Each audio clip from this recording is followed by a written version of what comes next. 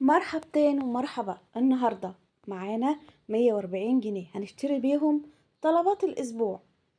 طبعا ده خلاف فرخة هنجيبها برا ال140 جنيه دول. تمام.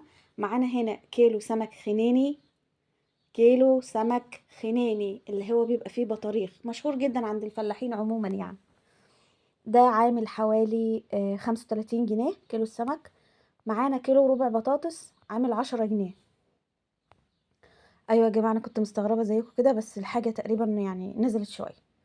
معانا 2 كيلو طماطم عاملين 15 جنيه. شايفين الطماطم عامله ازاي؟ والله عامله زي التفاح.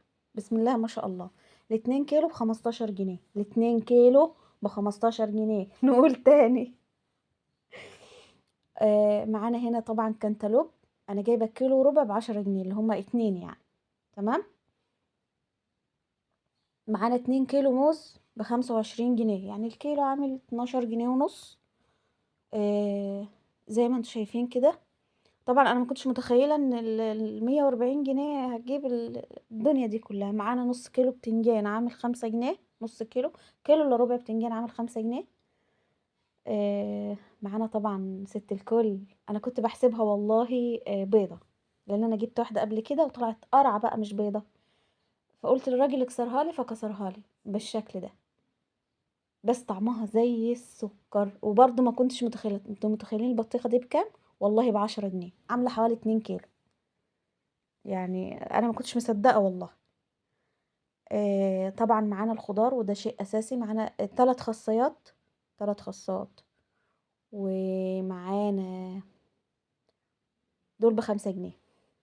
معانا ربطه نعناع حلوه اهي. ورور زي ما بيقولوا. ربطه نعناع وربطه خضره وربطه كرات. انا ما كنتش شفته من زمان بصراحة، فاول ما شفته عجبني. ال3 ربطات دول ب5 جنيه برضو. ما تستغربوش بجد بأمانة، يعني الحاجة كلها نزلت تقريبا.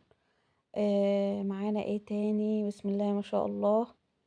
معانا طبعا بهارات. معانا. انا جايبة ب10 جنيه بهارات. وجايبة طعمية ب5 جنيه. 6 حبايات بس حلوين يعني. طبعا السمك ده احنا هنشويه. تمام. وهنعمل جنبيه طاجن رز معمر. كله في الفرن البلدي طبعا، واكل الفرن البلدي لا يعلى عليه. اللي لسه ما عملتش لايك لحد دلوقتي تعملي لايك واشتراك في القناة عشان يوصلكوا كل جديد. طبعا جبت كيلو خيار بس. معلش نسيت اصوره. كيلو خيار كمان ب10 جنيه. احسبوا طبعا معايا الحاجات دي كلها بقى. يمكن اقل من 140 جنيه كمان. ده طبعا اللي احنا محتاجينه، لان احنا عندنا طيور في البيت بنذبح وكده. طبعا بهارات كنت ناسيه اقول لكم على البهارات والطعميه. عايزه اقول لكم ان روتين النهارده بجد متعب جدا. اول حاجه عملتها ان انا قمت. دخلت عند المواشي، حلبت وكنست وكده يعني. عادي، احنا فلاحين، ايه المشكله؟ تمام. رحت نزلت السوق، جبت شويه الطلبات. تمام. وطبعا احنا في البيت في لبن وفي جبنه وفي حاجات من دي. انا بقى عملت طبعا ما كنتش فطرت. فعملت العظمه دي مع كوبايه شاي بقى. انسى. انا بعشق الشطه اللي هي المخلله دي. عملت بقى سندوتش العظمه ده. بص، ده لوحده يوديك في حته تانية. فكوكو بقى من العك والجبن والحاجات دي كلها وال... والحاجات اللي بيشتروها من بره والبيتزا، ولا لا لا لا، ده ليه طعم تاني. اللي متفق معايا في الكلام اللي انا بقوله ده، اكتب لي كومنت بالله عليكم. طبعا بقى بجملة الروتين. قلبت دولاب الولاد على السرير. وطبعا هنضطر ان احنا نبتدي ندخل الشتوي ونطلع الصيف. وطبعا دي يعني اصعب من التخطيط للحرب. العملية دي اصعب من التخطيط للحرب. بجد دي معاناة الموسم الشتاء وموسم الصيف. دي معاناة الفصلين. زي ما بيقولوا. بس ربنا قوانا وعملنا كده يعني. تمام. هنا بقى كنت عايزة اعمل شامبو في البيت. جبت صابونة اللي هي صابونة زيت الزيتون. هي دلوقتي عاملة 20 جنيه. طبعا دي انا بعد ما زودتها شويه ميه وشويه بلسم.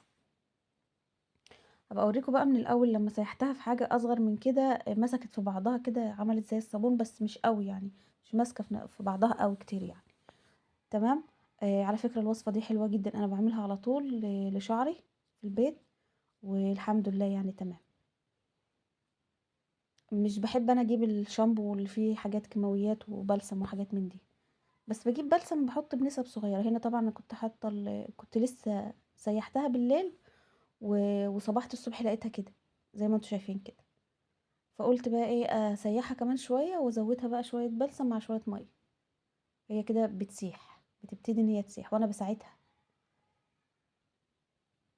يعني صابونه عملت حوالي زي 5 رتل 6 رتل شامبو زي ما انتوا شايفين كده. هي كده خلاص ابتدت تسيح اهيت، وريحتها حلوة بصراحة، ريحتها معقولة يعني. ولايك وشير واشتركوا في القناة عشان يوصلكوا كل ما هو جديد، ويا رب روتيناتي تكون عجبتكم. والسلام عليكم ورحمة الله وبركاته.